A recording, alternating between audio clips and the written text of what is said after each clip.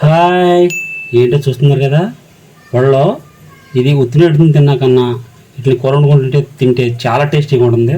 అందులో ఇగిరి కన్నా పులుసు ఇంకా బాగుంటుంది. నేను ఇప్పుడు ఈ వాళ్ళను పులిచెట్టబోతున్నాను. పులుసు ఏ విధంగా కట్టాలో ఏమేం కావాలో తెలుసుకుందాం. మరి రండి చూద్దాం. ఒక 2 ఉల్లిపాయలు తీసుకుని చిన్న చిన్న ముక్కలుగా కోసి ఉంచుకున్నాను. అలాగే కొద్ది కరివేపాకు, ఒక 4 పచ్చిమిరపకాయలు తీసుకున్నాను. ఒక నిమ్మకాయ సైజ్ అంతా చింతపండు తీసుకుని నానబెట్టి ఉంచుకున్నాను.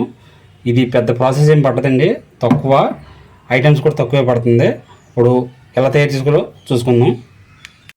తయారీ విధానం: స్టవ్ వెలిగించుకుందాం. ముందు స్టవ్ వెలిగించుకుని ఒక బాణించుకుందాం పొయ్యి మీద.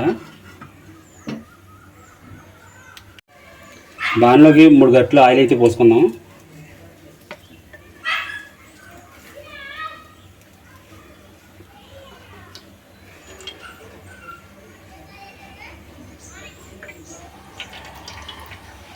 ఆయిల్ అయితే కాసేపు హీట్ ఎక్కనిద్దాము.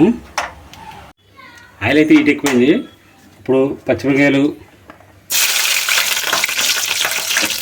అలాగే ఉల్లిపాయ ముక్కలు కూడా వేస్తున్నాం.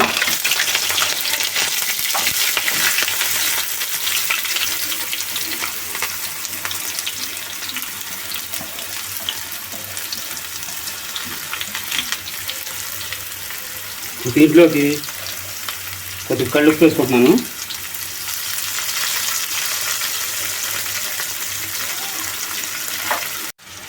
ఈ మొత్తం కలుపుకొని శుభ్రంగా మొత్తం మాండక కలుపుకున్నాం.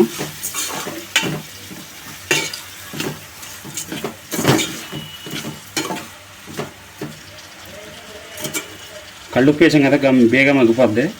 మీడియం ఫ్లేమ్లో పెట్టుకుని మూతేసి ఒక 10 నిమిషాలు అయితే ఉల్లిపాయలు మగ్గనిద్దాం. ఉల్లిపాయలు అయితే మగ్గిన లేదో చూద్దాం ఒకసారి మూతేసి. ఉల్లిపాయలు అయితే మగ్గిపోయినాయండి. దీంట్లోకి ఒక స్పూన్నర కారం వేసుకుందాం.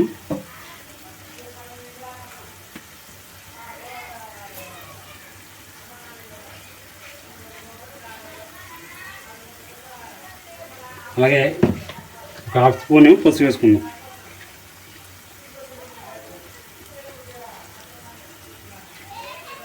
అలాగే కొద్దిగా ఒక చిటికెడు ఇంగువ.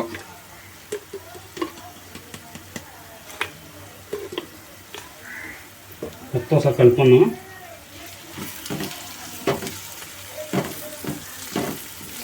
కారం వేసుకున్నాం కదా, మూత తీసే కాసేపు ఈ కారం వాసన పోయేదాకా మగ్గనిద్దాము. ఇది మనం ఈ వాళ్ళైతే పొద్దున టిఫిన్ అయినా సాయంత్రం స్నాక్స్ కింద అయితే తింటాము.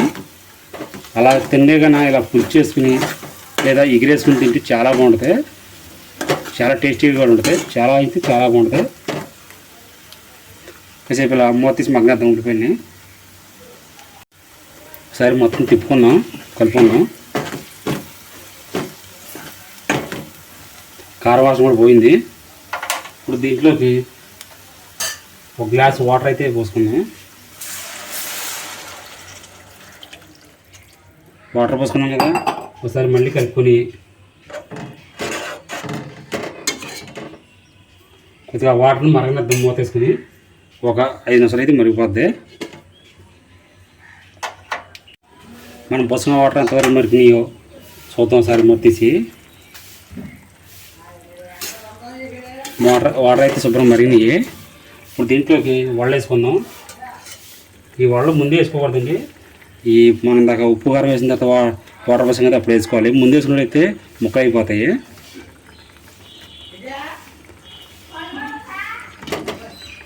నేను మొత్తం 10 వడలు తీసుకున్నాను. నేను 10 వడలు అయితే ఇప్పుడు తీసుకున్నాను. మీరు కూడా ఎన్ని కలితే పెట్టుకోండి పులుసు. కానీ చాలా బాగుంటుందండి, చాలా టేస్టీగా కూడా ఉంటాయి. మీరు కూడా తప్పకుండా ట్రై చేయండి, చాలా టేస్టీగా ఉంటాయి. అందులో మనకి ఇంట్లో కూరగాయలు లేనప్పుడు, ఏమీ లేనప్పుడు, బయట టిఫిన్ చేత తగినప్పుడు ఒక 10 వడలు అలా వడ తెచ్చుకుని పులుచెట్టుకుంటే చాలా బాగుంటుంది, చాలా టేస్టీగా ఉంటుంది. వడలు వేసుకున్నాం కదా, ఇందాక చింతపండు నానబెట్టించుకున్నాం కదా, దాని పులుసు తీసి ఉంచుకున్నాను. పులుసు కూడా పోసుకుందాం.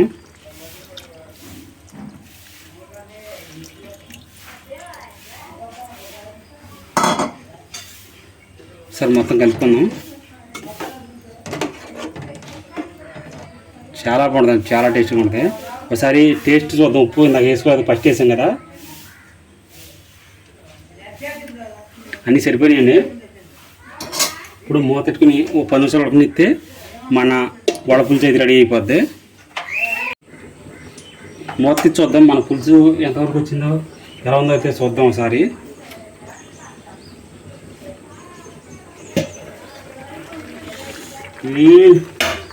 చూసారుగా, చాలా కలర్ఫుల్గా ఉంది, చాలా బాగుంది. చూసారా, పులుసు కూడా ఆల్రెడీ అయిపోయినట్టే.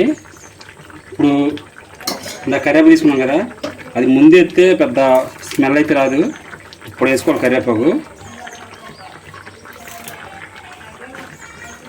ఇప్పుడు వేసుకోవాలి మొత్తం కరివేపాకు వేసాం కదా. ఈ స్మెల్ పోకుండా ఒక్క నిమిషం పాటు కొద్దిగా మూత పెడదాం.